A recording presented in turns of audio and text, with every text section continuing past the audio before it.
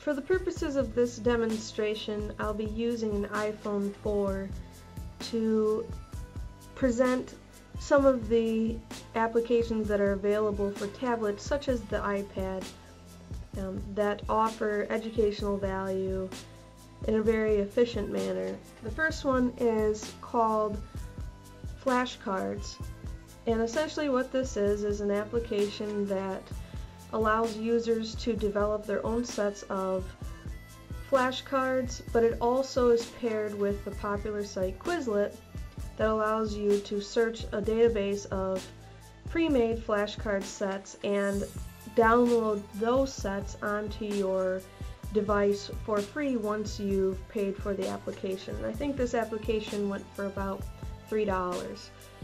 Now, the first set that I downloaded is an art history set, and what this does is show a picture of the painting. It allows you to access information about the painter and his life, and also gives a brief illustration of the relevance of the painter during that particular time period. Another set of flashcards that I downloaded was an ACT vocabulary test prep set, and as you can see, it offers the vocab word. If you tap the screen, it gives the definition for that word, and you can access all of the cards within the set by just swiping your finger across, and you can also keep track of whether or not you are able to successfully remember the definitions of the vocab words as you go, and it charts your progress at the bottom of the screen. Another application that is particularly useful is a graphing calculator. This application is $1.99. There are some that are available for free, and as you can see, it offers users an opportunity to use a touch calculator. However, this app also includes a table for equations. Those equations will then be automatically processed into a graph, and the coordinates will be available for the users on a table. So a particularly handy application for any math class. The next one is one of my favorites. It is a free app, and it is called Dragon Dictation. Why I think this application would be particularly useful in the classroom setting is because with a simple touch of a button and some clear speech, the user is able to dictate their message and have it transcribed through the application, including the use of commas, semicolons, and any other form of punctuation. Why I like this is because I think this would be a great tool for writers in the classroom who struggle to put the information that they would like on paper. They're much more comfortable verbally expressing themselves, and to have a device like this would be particularly useful. So I'm going to see if it will work here as I'm recording and pick up my volume.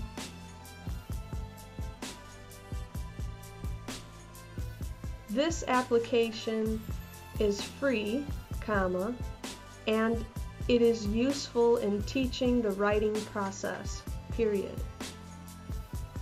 Go ahead and hit done. As you can see, it's processing, and sure enough, on the screen it says this application is free, and it is useful in teaching the writing process, period. So it was able to accurately process my speech, even though at this point I am about 1.5 feet away from the device.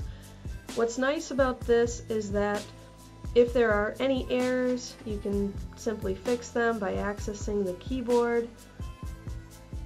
If you are content with the way that your message has been processed, you have the option to send it as a text message. You can email this information to yourself, or you can copy it into a word processing application.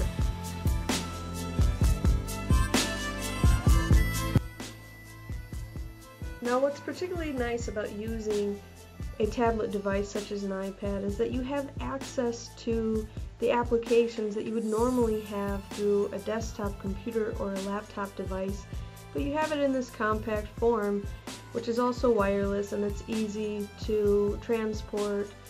You're not restricted with your movement. So for example, through iPad or iPhone, they have the Safari application, which is basically the internet browser for iPhone or iPad. But additionally, there are still tools available that you wouldn't expect. So for example, through the makers of OpenOffice, there's an application called QuickOffice. Now, what's nice about QuickOffice is that you have access to create a spreadsheet, a document, or a text file. In this case, I'm going to create a document, and as you recall from the use of my drag and dictation application from earlier, I can tap the screen, the paste option comes into play, and I can paste my content into this application and create a document.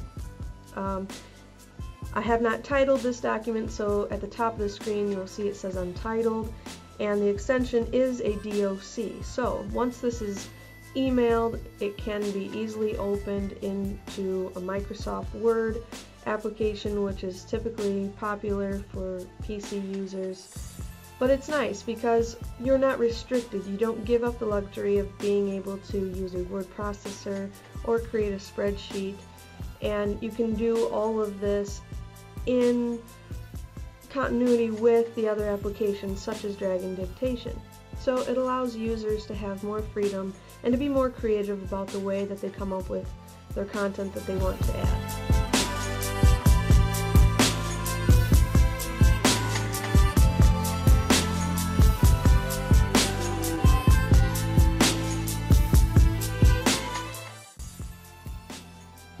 The other thing that's really nice about a tablet device is that at any moment you have spontaneous teaching opportunities, so students can have instant access through their devices. The other thing that I like about the tablet devices and being able to use those in a classroom with your students is that not only are they able to have the device directly in front of them, it's hands-on, the display is nice, it's colorful, it is appealing, but there are also ways that this device can then be transmitted through the use of a standard projector.